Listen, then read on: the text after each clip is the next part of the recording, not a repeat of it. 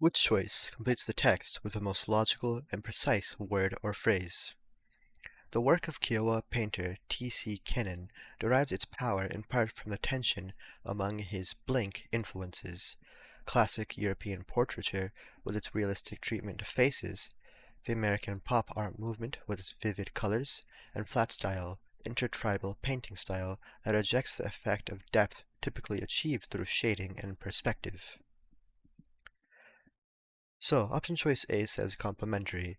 This is incorrect because complementary in this case would imply that they make up for one another and referencing these influences. So these influences make up for deficiencies in one another. But this wouldn't make sense because the text is focused on how these different influences are rather different from one another, where classic European portraiture has realistic treatment of faces, the American pop art movement has vivid colors, and flat style is a style that rejects the effective depth achieved through shading and perspective.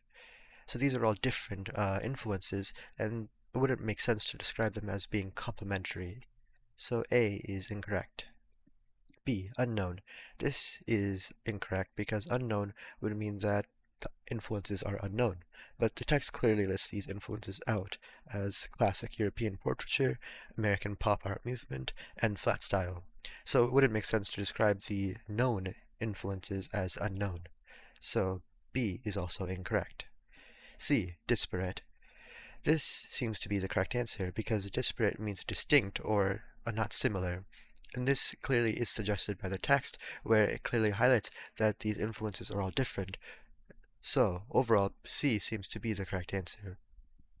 D, interchangeable. This is incorrect because interchangeable would imply that these influences could take the place of one another, but nothing in the text suggests this.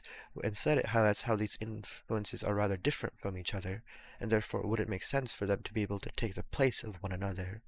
So D can be eliminated, and with that, we're left with C as the correct answer.